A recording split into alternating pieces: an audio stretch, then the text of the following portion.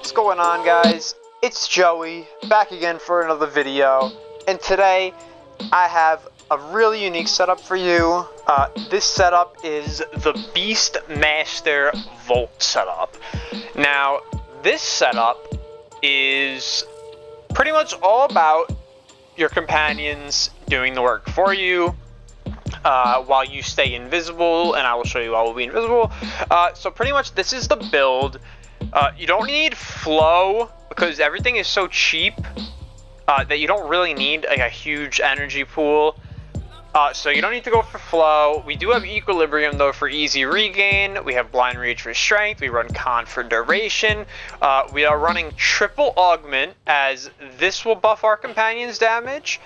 This will somewhat buff our companions' damage. And this will allow our ability that we took from Inaro's Desiccation to spawn Kavats that can infinitely spawn more Kavats. They'll spawn up to 5 at once. It's really nice. Then we should have a little bit more power strength. We have some range here. You want a little bit of range because this is going to create a circle around the companions and yourself where it does damage. You want a decent amount of range just so this has like a little bit of area effect where it could be used. I've never seen this really used on any other builds besides this. We decided to go for it here. Then we have Summoner's Wrath for that juicy faction damage multiplier. And then we have Prime Sure-Footed so we don't get knocked over. But honestly, you probably don't really need to get worried about getting knocked over all that much. Because we're going to be running the Hurras Kubero here. And the Hurras Kubero is going to have the ability Stalk. And the Stalk is going to make us invisible whenever there's enemies nearby us, as long as we don't shoot any weapons, which since this is all focused on just casting abilities and being for our companions, going invisible, we're going to be invisible the whole time, which is going to be really, really nice, unless we like shoot to prime or something. And the rest of the build is pretty simple. We're on Calc Redirection, just so we can get some shields. We have Shield Recharge right here. Tenacious Bond, because we will be hitting the threshold, so we'll take that damage. We have Momentous Bond for extra damage after killing Xmas units. And I just want to say, so let's say you kill one Xmas unit and you get the 120% bonus. If you kill another Xmas unit in 5 seconds, you'll see the cooldown reset, but the initial Momentous Bond is not gone. You have both of the elements, and if you want to test this, you could use like a really weak weapon like the Tazagor on a Sentinel and go into Simulacrum and kill a bunch of Xmas units, and you'll see that the weapon that does 0 damage will be one-shotting all of the heavy Xmas gunners and everything. So yeah, if you want to go check that out for yourself, you can. Like I say, PAI is crushed for me, so I run this on pretty much everything I have. I have Mecha Recharge on here for some more shield recharge. I guess you don't really need this. Mecha stuff is nice, so I just leave it there. Then we have Contagious Bond to spread procs. Now, remember, we're not running Duplex Bond here. You can run Duplex Bond. Duplex Bond will give you extra copies of your pet that will do the full damage of your claws and everything. But the thing is they won't be able to proc Contagious Bond. So I just find it a little bit annoying. You can still go for them if you want. Like, you could drop Mecha Recharge and go Duplex here if you so want to. But for me, I'm fine with just my one Hurras. He does enough for me. I can control him really well. It helps me control the room a little bit better. So yeah, that's why I have that. So no Duplex there. And then yeah, we have Reinforced Bond for the shield capacity. We are hitting that juicy 60% fire rate. Now here I have the claws. Now the stats on the claws are very high. The reason they're so high on the claws is because I'm using a stat stick via these two mods. Hunter Synergy, 30% of your primary weapon's critical chance is added to your companion. Also, nice bonus, 25% of damage on enemies affected by slash, which is very nice. So we'll take that. So that's one of them. And then you have Mecha Overdrive here. This one is 60% primary weapon status chance added to companion, and then we get some status duration. So you can see over here on the left, if I was to take this mod off here, I dropped down to 86. So you're at 86% with Bite without this on. So without a stat stick, you're still at Tenacious Bond threshold. You're just not in pure yellows and hitting orange. You're just teetering on getting yellows. So that's really up to you if you don't want to run a stat stick. Stat sticks, you still can run them without a ribbon, and they are fantastic to use. So I would still highly recommend using stat stick. I have almost 400% status chance, which is really nice.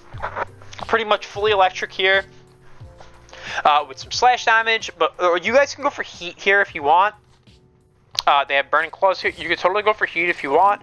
I just like electric because electric has innate AoE factor, so I just like to go with electric. But if you go with heat, it will strip 50% of their armor, so that's always an option for you.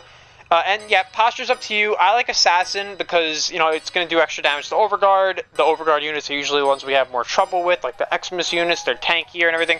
So getting this extra damage on the Overguard can be very nice. So we're going to run Assassin's posture, though. There are other ones you could run. You could run things like Frenzied if you want to. You get huge status duration with Mecha Overdrive and Frenzied posture. So, you know, Contagious Bond will be very easily proccable. And then we just have, like I said, we have Precision Conditioning, so we get the melee damage, and then all of our physical damage is pure slash. That would work perfect with Hunter's Synergy. We have a Call of the Week here. 60% melee damage per status effect. The non-critical hits isn't going to be affected, so this is pretty much just a CO mod I threw on here. Disregard the non-critical hits first, because obviously we have 163% crit. We're going to be critting a lot. We have 50% status damage. This will be nice alongside the Bane, since we are using Summoner's Wrath, which functions as a Bane, which would be very nice. And then just, yeah, overall, some more base damage, and that's the Claw build.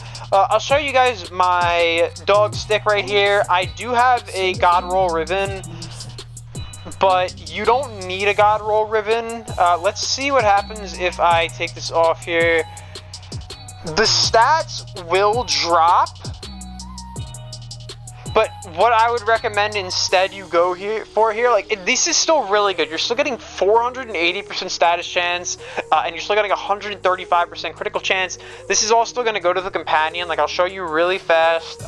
This is what the companion looks like. Like, I was at like 160 something before, now you're at 126. I was at 380, now you're at 309. It's really not that big of a difference if you don't have a ribbon. So, like, I would still recommend using a pet stick if you don't have a ribbon.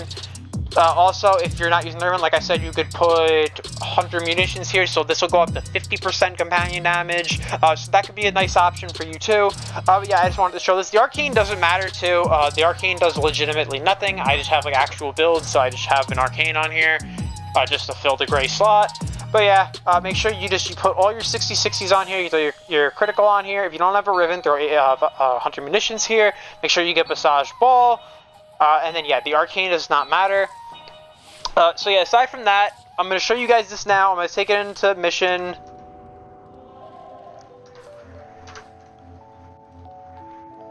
I'm just going to bring it into Conjunction Survival just to show you guys in here.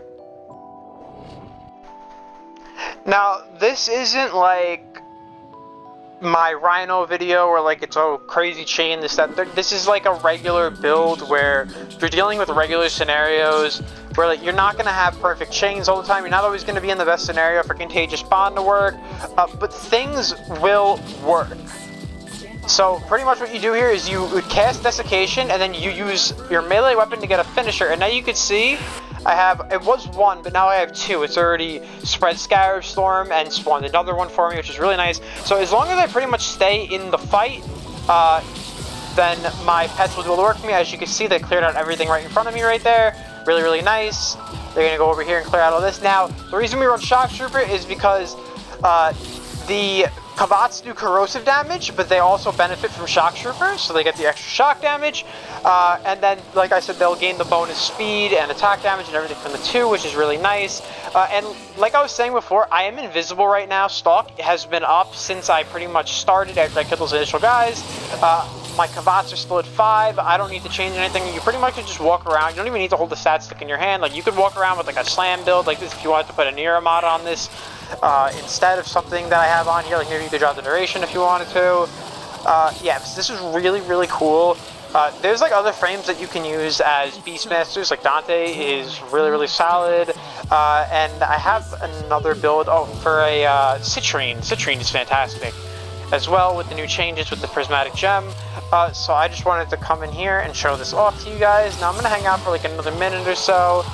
Just do some killing in here like I normally would. Now, you take a little bit of damage.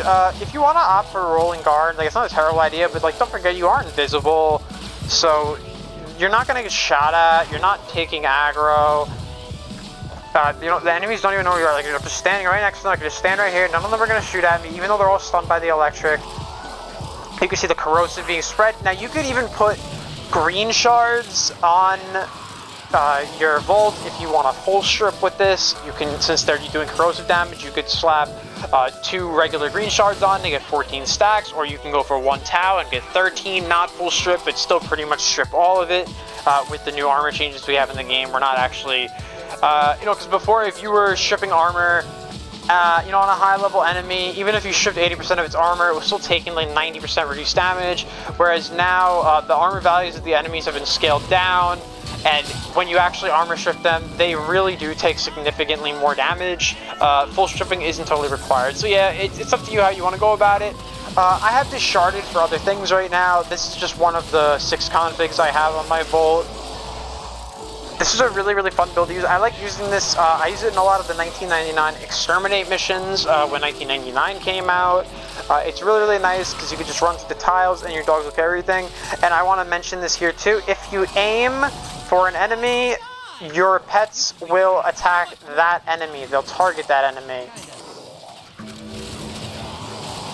Really important to know if you're trying to, like, say I go over here and my dog's just running about, I want this guy to spread Contagious Bond.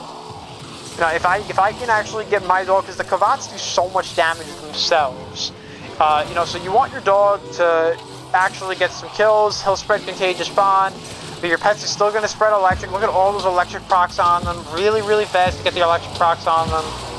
So overall, this build is really, really fun to use. It's really solid. The dog has more than enough power to kill acolytes, so you don't have to worry about bringing a weapon for acolytes. And yeah, as you can see, I've been invisible the whole time. Just stay out of danger, and there's no problem. If you take a little bit of damage, you just use your whatever arcanes you're running on your operator to heal yourself, and you're back in action. If you get worried, you could bring Magus Lockdown. Enemies next to you can't attack. So yeah. That's the build, guys. Just wanted to show it off. As you can see, I didn't need to cast Desiccation this whole time. Like, I've kept them solids up. They're all doing a ton of damage. And yeah, so this build is really fun. If you guys like Volt and you want a different style build than like the melee influence or the ult based or even like a weapon platform, this is really, really fun.